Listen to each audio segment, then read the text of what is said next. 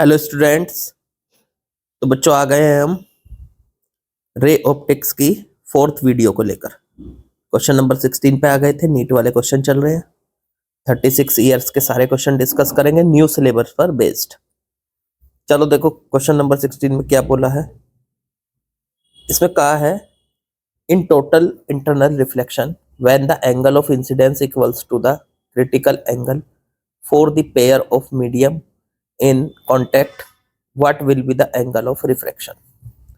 भाई देखो सीधी सी बात है, टोटल इंटरनल रिफ्लेक्शन आपके याद होगा।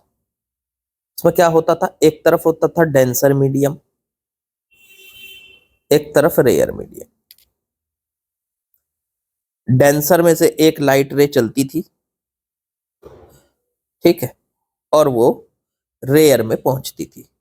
लेकिन एक खास एंगल होता था जिसको कहते थे हम क्रिटिकल एंगल। उस एंगल पर जो ये रे जाती थी डेंसर से रेयर में, वो अब आपको पता है डेंसर से रेयर में जब रे जाती है तो वो हमेशा नॉर्मल से दूर हटती है। तो वो दूर हटती थी और इस तरह से जाती थी। देखो कलर चेंज करके दिखाता हूं। जैसे इधर से गई ये यहाँ, ठीक है, और फिर जब वो रेयर में जाएगी तो नॉर्मल से दूर हटेगी और इतना दूर हट जाएगी कि वो 90 डिग्री का एंगल बनाती है रेयर में जाने के बाद। ठीक है, इतना दूर हट जाती थी कि रेयर में जाने के बाद वो 90 डिग्री के एंगल से दूर हट जाती है। मतलब नॉर्मल से, ठीक है। तो 90 डिग्री पे आर की वैल्यू 90 डिग्री होती थी उसकी, और आई की वैल्यू थीटा सी के बराबर होती थी। आई है एंगल ऑफ इंसिडेंस, आर है एंगल ऑफ रिफ्लेक्शन। ये था टोटल इंटरनल रिफ्लेक्शन। आपको सभी को याद होगा भाई, यही पूछा था इन्होंने। इन्होंने पूछा था कि अगर टोटल इंटरनल रिफ्लेक्शन में इंसिडेंस एंगल तो क्रिटिकल एंगल के बराबर हो जाए तो एंगल ऑफ रिफ्रैक्शन कितना होगा। मतलब आर की वैल्यू पूछी थी, तो एंगल ऑफ रिफ्रैक्शन होगा बच्चों 90। इसलिए ऑप्शन नंबर सी हमारा करेक्ट हो जाएगा। बहुत ही आसान सा सवाल था। चलो आगे बढ़ते हैं। चलिए बच्चों क्वेश्चन नंबर 17 में आते हैं।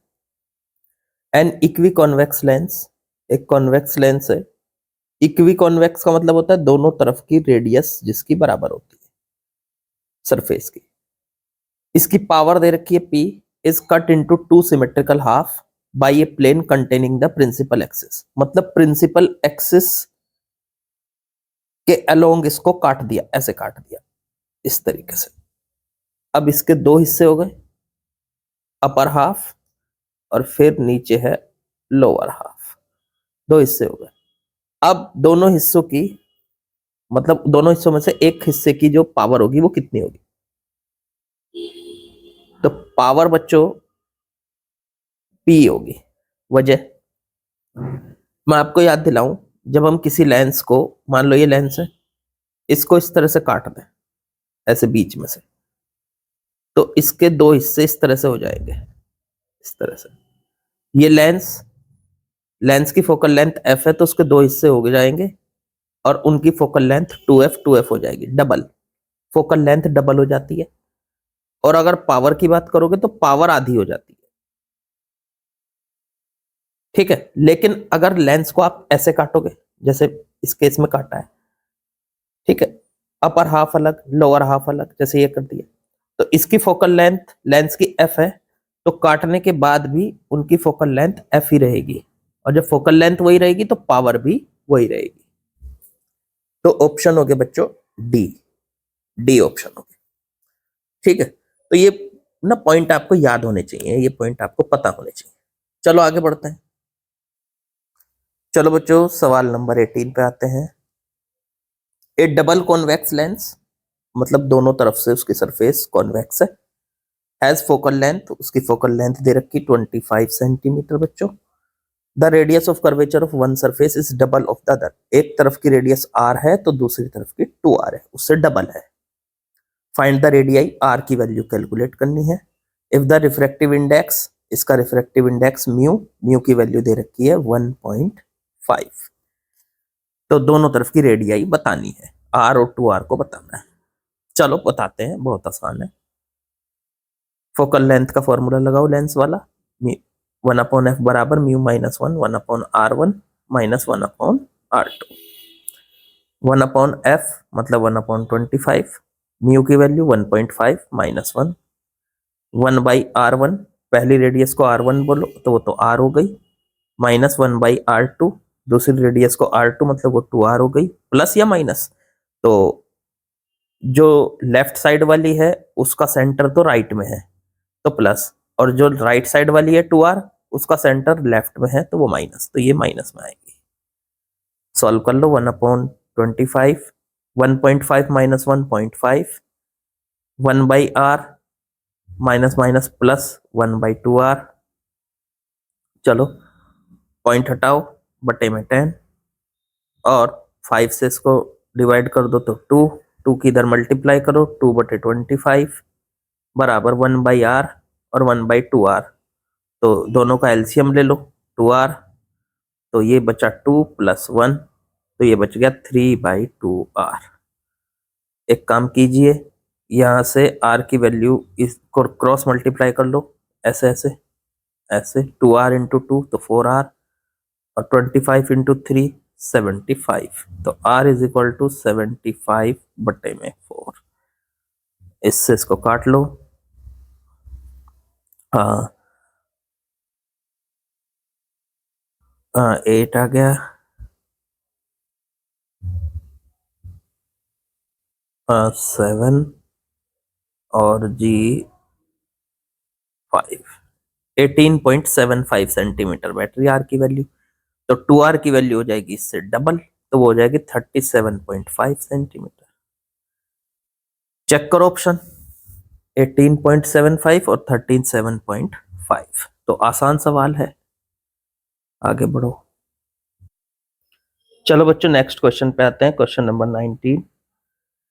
इसमें बोला two similar thin equiconvex lens, दो पतले लेंस हैं इक्वी कॉन्वेक्स लेंस, इस तरीके से। इक्वी कॉन्वेक्स कैसे होते हैं, जिनकी दोनों तरफ की रेडियस बराबर होती है, एक जैसी होती है। जैसे ये इधर बना देता हूँ साइड में, ये एक इक्वी कॉन्वेक्स लेंस है, इसकी रेडियस इधर की भी r होगी, इधर की भी। तो दो एक जैसे लेंस हैं ये। अब इन्होंने कहा पहले की फोकल लेंथ f, दूसरे की भी f, उनको उठा के एक साथ रख दिया coaxially in contact with each other such that focal length of combination is f1। और इन दोनों की मिला के जो फोकल लेंथ है वो f1 हो गई। कैसे निकालेंगे, तो उसका फॉर्मूला होता है 1/f1 बराबर 1/f प्लस 1/f।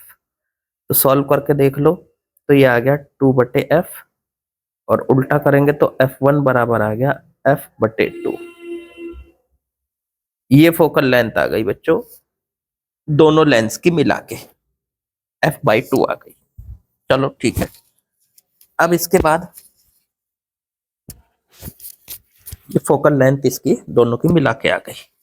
अब इसके बाद क्या करना है, अब इसके बाद इन्होंने दूसरा केस दिया, when the space between two lenses is filled with glycerine.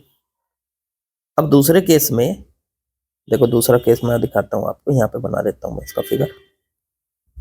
दूसरे केस में हमने ये जो लेंस लिए, इनके बीच का जो ये स्पेस है ये खाली, इसमें ग्लिसरीन भर दिया, ये जो खाली स्पेस है ये ग्लिसरीन भर दिया। और ग्लिसरीन का जो रिफ्रैक्टिव इंडेक्स है वो 1.5 वही है जो इन लेंस का है। अब लेंस का रिफ्रैक्टिव इंडेक्स 1.5 है दोनों का, इसका भी और इसका भी सेम ही है ये तो, और ग्लिसरीन का भी 1.5 है। तो अब ये तीन लेंस हो गए एक तरीके से।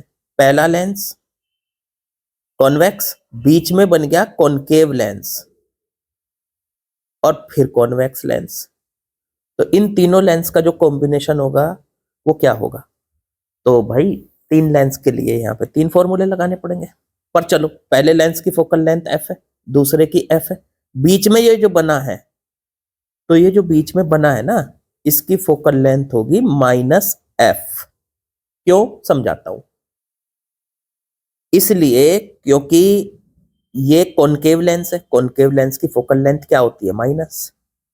अब एक बात याद रखो, अगर मान लो कोई लेंस कॉन्वेक्स है और उसकी दोनों तरफ की रेडियस r है, मटेरियल उसका म्यू है, तो उसकी फोकल लेंथ f है।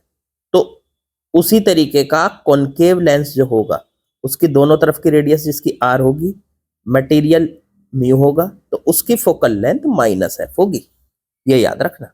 तो इस हिसाब से ये 3 लेंस हो गए। इन तीनों लेंस की फोकल लेंथ कैसे निकालोगे? 1/f2 कर लो, 1/f2, और तीनों को आपस में इनकी फोकल लेंथ जोड़ दो, 1/f, दूसरे की, पहले कॉन्वेक्स लेंस की, फिर दूसरे कॉन्वेक्स लेंस की 1/f, और तीसरे कॉनकेव लेंस की 1/-f। 1/f से 1/f कट गया, प्लस माइनस, तो f2 आ गया स्मॉल f। लो जी, ये f2 आ गया। तो f1 और f2 का हमें रेशो करना था, f1/f2 बराबर f/2 बटे में f से f कट गया, तो ये आ गया 1/2 या 1:2। ऑप्शन हो गया बच्चों ए। चलो आगे बढ़ते हैं। चलो सवाल पढ़ते हैं बच्चों, 20 क्वेश्चन में क्या दिया है। The refractive index of material of A prism is √2 and the angle of prism is 30 degree. चलो प्रिज्म बना लेते हैं। लो जी, ये प्रिज्म तैयार। इस प्रिज्म का जो ये एंगल है ये 30 डिग्री दे रखा है, प्रिज्म एंगल, और दो रिफ्रैक्टिंग सरफेस है। One of the two refracting surfaces of prism is made a mirror inward. मतलब एक रिफ्रैक्टिंग सरफेस पे मिरर बना दिया गया, एक रिफ्रैक्टिंग सरफेस को एक तरफ से सिल्वर कोटिंग कर दी और उसको मिरर बना दिया, ठीक है, bye silver coating. A beam of monochromatic light entering the prism from the other face retraces paths. बस यही समझना है हमको। यहां से एक लाइट रे को भेजा इस तरीके से, ठीक है, और वो अंदर जाने के बाद थोड़ी सी बैंड होगी, ये आपको पता है। देखो ये है इसका नॉर्मल, यहां से आई एंगल पे पड़ी मान लो, ठीक है, अंदर वाला एंगल ये आर है, और फिर इधर सामने जाके पड़ी, इस तरह से पड़ी कि वो अपने पाथ पे वापस आ गई। तो देखो सामने से वो जब 90 डिग्री पे पड़ेगी ना, वो तभी वापस आ सकती है। आपको पता है किसी भी मिरर पे जब हम 90 डिग्री पे कोई लाइट रे डालते हैं तो वो उसी एंगल पे वापस चली जाती है, मतलब उसी उस पे वापस चली जाती है, उसी पाथ पे वापस चले जाते हैं। तो इसका मतलब ये यहाँ से सामने से 90 डिग्री पे पड़ी और 90 डिग्री पे वापस चली गई, इस पे वापस चली गई, इस तरीके से रिट्रेस हो गई, ठीक है। तो अब यहां से हमें समझना है कि इसका एंगल ऑफ इंसिडेंस कैलकुलेट करो। अब थोड़ा सा ज्योमेट्री का सवाल है बच्चों ये। अगर ये एंगल 90 होगा तो इधर वाला एंगल भी 90 होगा, ये अब ये 90 होगा तो ये 30 था, देखो ये इस ट्राइंगल में ये 30 है, ये 90 है, तो इधर वाला 60 हो गया। अब जब ये 60 हो गया तो आर कितना आ जाएगा? आर आ जाएगा आपका 30 डिग्री। आर आ गया 30 डिग्री, आई निकालना है, लगा लीजिए स्नेल का नियम, स्नेल्स रूल, म्यू बराबर साइन आई बटे में sign are.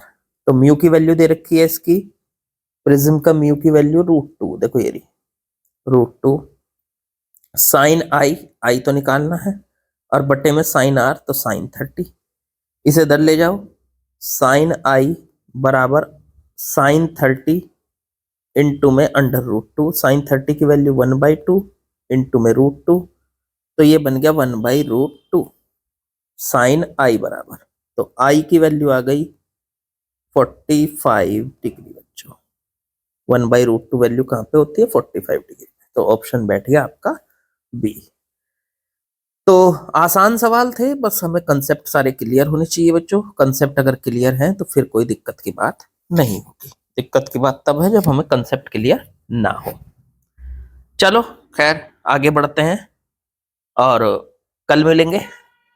Like share subscribe comment वो सब आप कर ही दोगे, मुझे पता है, वो तो मैं बाद में ही बोलता हूँ, आप सभी को भी पता है।